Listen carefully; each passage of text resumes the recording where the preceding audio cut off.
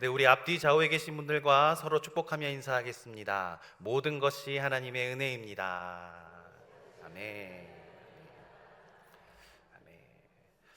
네, 자존심이라는 말이 있습니다. 자존심.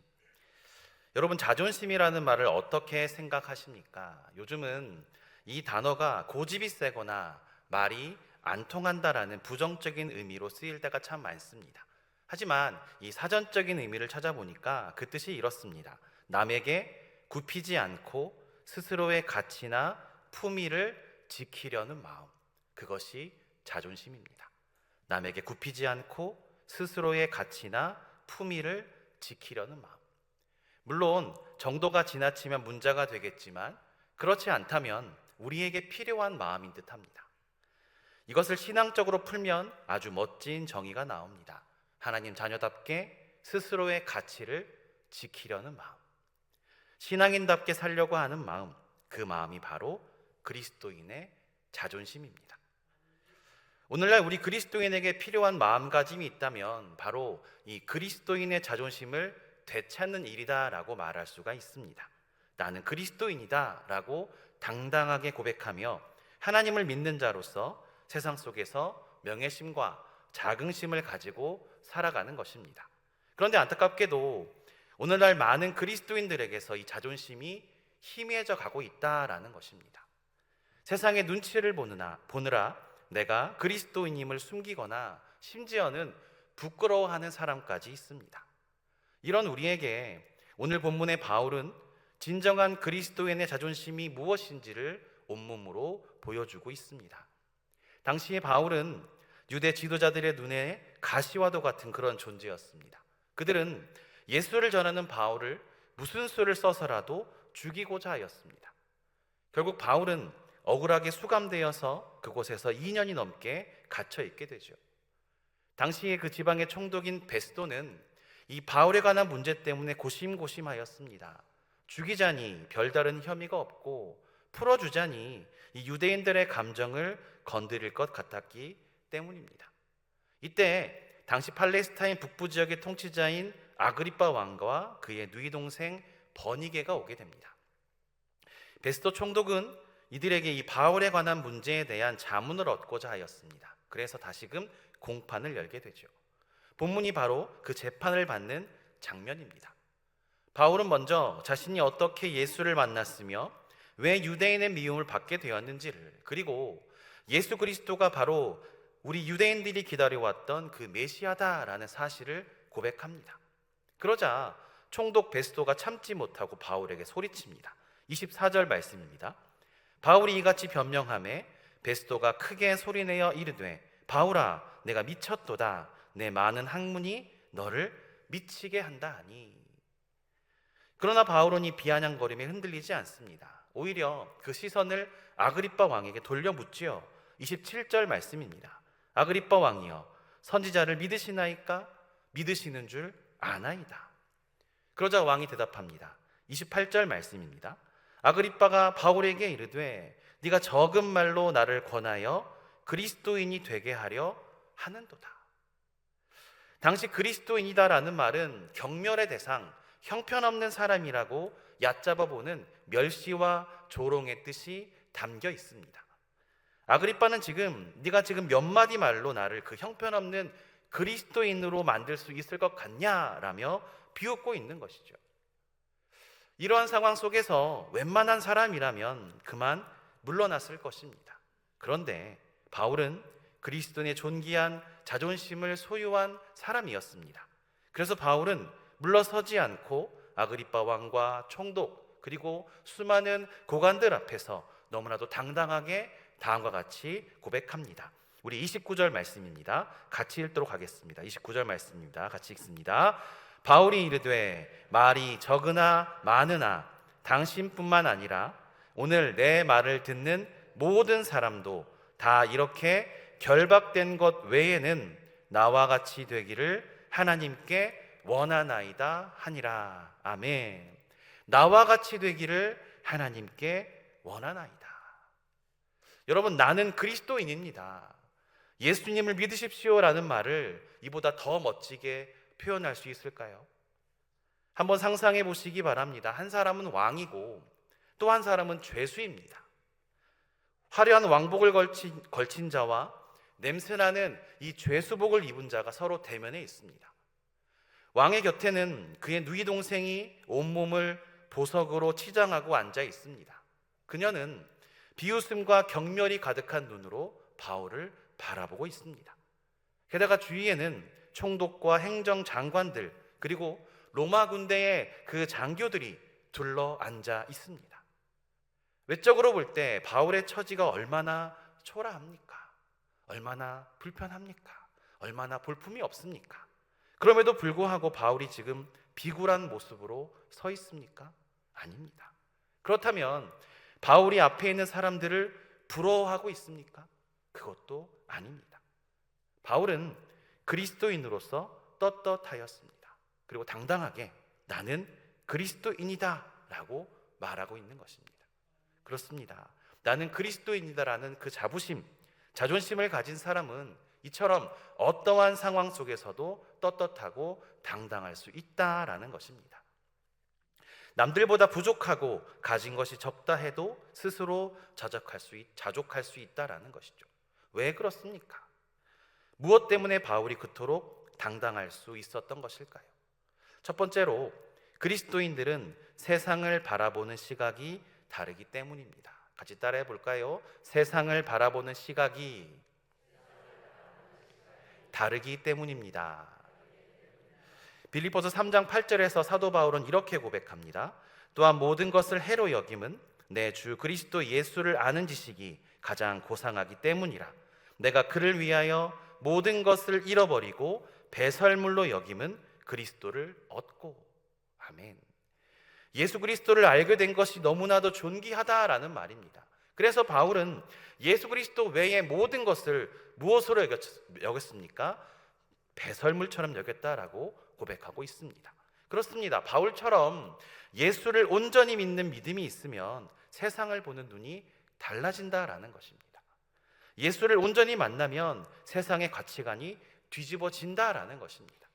이전에는 세상에서의 성공이나 자기의 명예를 성취하는 것보다 더 중요한 것이 없었습니다.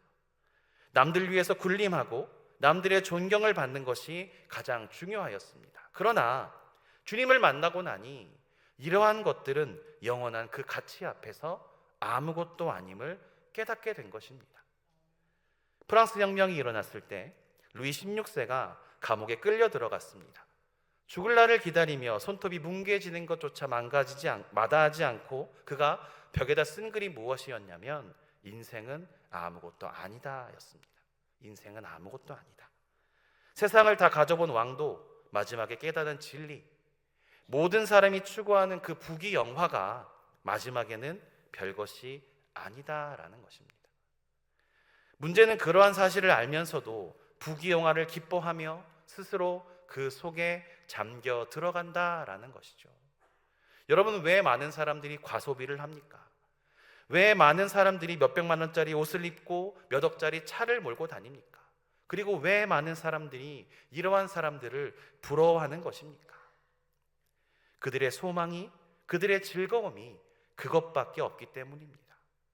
이것마저도 없으면 세상 사는 재미와 세상 사는 즐거움이 없기 때문입니다.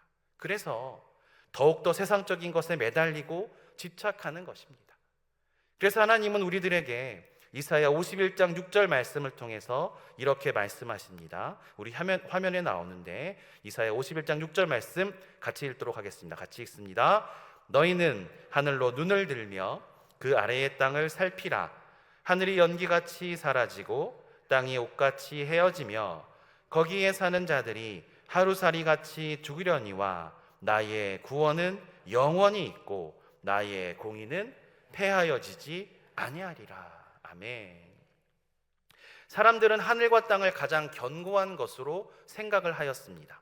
변하지 않는 것처럼 보이고 영원할 것처럼 느껴졌다라는 것이죠. 그러나 하나님은 그것조차 연기와 헤어진 옷에 비유하고 계십니다. 여러분, 그리스도께 속한 사람은 연기처럼 사라질 그러한 인생에 내 목숨들을 걸지 않습니다. 헤어질 옷 같은 세상에 나의 전부를 걸지 않습니다. 여기서 중요한 것은 바로 시선의 방향이죠. 하늘로 눈을 들라라는 말씀은 단순히 위를 쳐다보라라는 뜻이 아닙니다. 내 삶의 가치관을 바꿔라라는 것입니다. 지금 당장 화려해 보이는 것에 마음을 빼앗기지 말고 영원히 남을 것에 나의 시선을 두라라는 말씀입니다.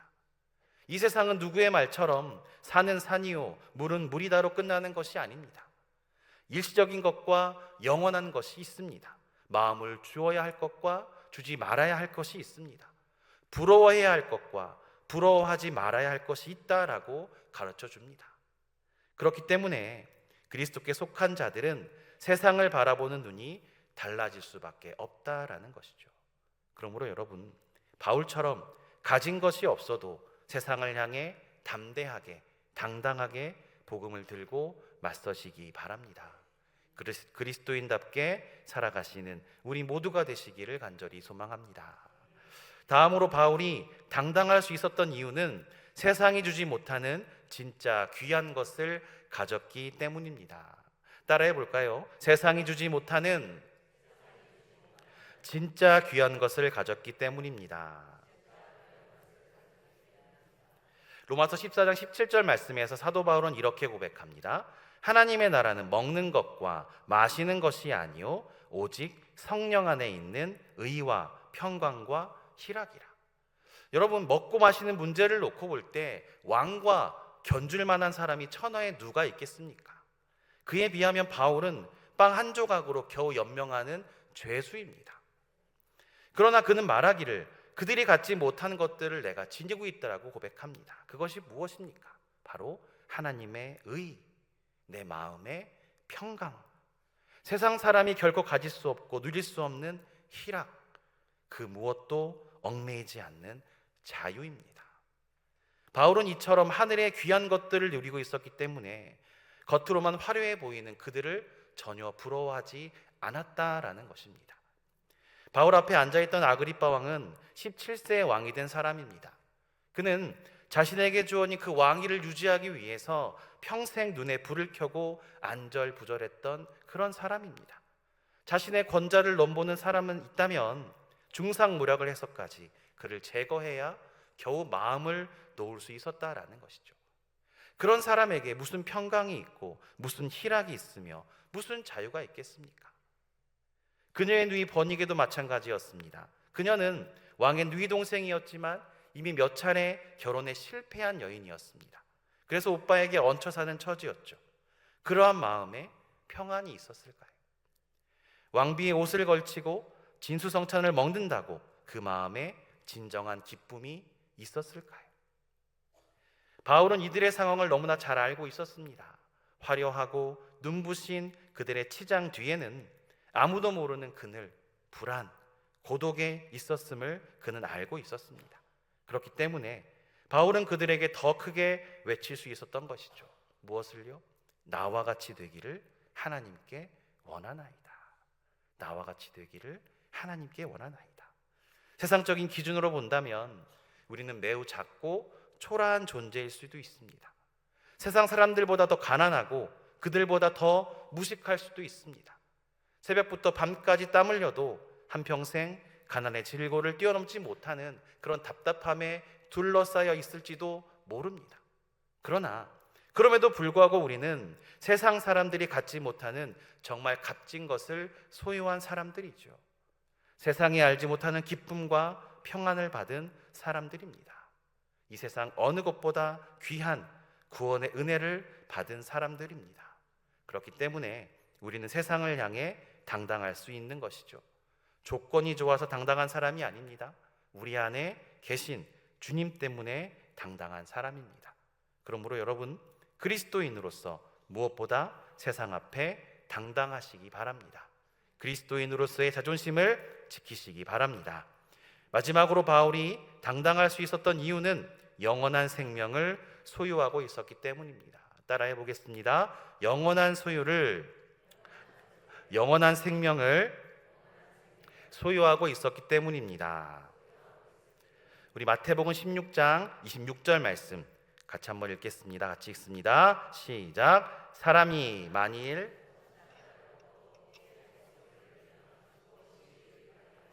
사람이 무엇을 주고 제 목숨과 바꾸겠느냐. 아멘. 즉 왕이 되어서 한평생 희희낙낙하면서 살았다 할지라도 영원한 생명이 없다면 무슨 소용이 있겠느냐라는 말씀이죠.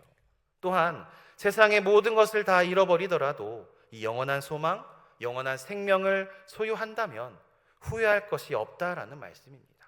그렇습니다. 영원한 생명, 영원한 소망은 우리에게 너무나도 중요한 것입니다. 그렇기 때문에 다른 것은 다 포기할지라도 이것만은 놓치지 말아야 합니다. 본문 속의 아그리빠 왕을 보시기 바랍니다. 그는 예수님께서 말씀하신 것과 같은 많은 권력과 권세를 소유한 사람입니다. 그러나 그 누구도 그 아그리빠 왕을 승리자다라고 하는 사람은 없습니다. 왜 그렇습니까? 그는 한 지역을 호령하는 화려한 인생은 살았지만 영원한 생명을 얻는 데는 실패했기 때문입니다. 여러분, 인생의 성패는 이 땅에서 얼마나 오래 화려하게 살았느냐가 아닙니다. 영원한 천국에서 영원히 살 수 있느냐 없느냐가 우리에게 중요한 것입니다. 최근에 한국인의 수명이 많이 길어졌다라는 보도가 있었습니다. 평균 83세 정도입니다.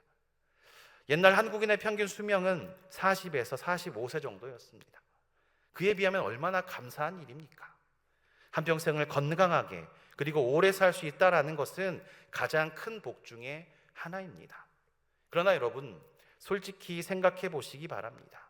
죄송한 말씀이지만 40세를 사나 80세를 사나 지나고 나면 누구나 다 종착역에 도착해 있습니다. 먼저 간 사람의 종착역은 화려하고 나중 간 사람의 종착역은 초라합니까? 결코 그렇지 않습니다. 아그리빠와 같이 팔자 좋은 생을 살다가 종착역에 서는 사람이나 거지 나사로처럼 힘겹게 살다가 종착역에 서는 사람이나 다를 것이 없다라는 것이죠. 중요한 것은 그 사람이 영원한 소망, 영원한 생명, 즉 그리스도를 온전히 붙들었는가라는 것입니다. 여러분, 영원한 생명, 영원한 소망을 소유했다고 하는 것이 얼마나 귀하고 소중한 것인지를, 중요한 것인지를 깨달으시기 바랍니다. 바울은 이 영원한 소망을 붙들었기에 죽음도 고난도 세상 권력도 두렵지 않았다라는 것입니다. 사랑하는 성도 여러분, 혹시 우리는 세상 앞에서 그리스도인이다라는 사실을 숨기고 싶은 적은 없으십니까? 신앙이 조롱받을까 봐 침묵한 적은 없으십니까? 오늘 바울의 고백이 우리 안에 울려 퍼지기를 바랍니다. 나는 그리스도인입니다. 나는 하나님의 사람입니다. 여러분, 이 고백은 절대 교만의 고백이 아닙니다. 이 고백은 내가 잘났다라는 선언이 아니라 나를 살리신 은혜가 너무나 크고 감사하다라는 표현입니다. 십자가의 사랑을 아는 사람의 당당함입니다. 지금 우리는 사순절의 길을 걷고 있습니다. 사순절은 조용히 자신을 낮추는 절기이지만 동시에 믿음을 분명히 하는 그런 시간입니다. 주님께서 십자가를 부끄러워하지 않으셨듯이 우리도 그 십자가를 부끄러워하지 않는 시간이 바로 사순절입니다. 세상은 여전히 화려함을 자랑하지만 우리는 십자가를 자랑합니다. 세상은 높아짐을 꿈꾸지만 우리는 낮아지신 그리스도를 따릅니다. 그러므로 이번 사순절 동안 다시 한번 우리의 정체성을 붙드시기 바랍니다. 눈치를 보는 신앙이 아니라 십자가를 바라보며 담대해지는 신앙인으로 서시기 바랍니다. 그래서 세상의 기준이 아니라 하나님의 기준으로 살아가는 사람, 눈앞의 유익이 아니라 영원을 바라보는 사람, 고난 속에서도 나는 그리스도인입니다 라고 말할 수 있는 사람, 그런 복된 성도님들 되시기를 간절히 소망합니다. 사순절의 길 위에서 십자가 앞에서 마지막으로 우리 같이 고백하고 마치겠습니다. 같이 고백하겠습니다. 나는 그리스도인입니다. 다시 한번 고백하겠습니다. 나는 그리스도인입니다. 아멘. 기도하겠습니다.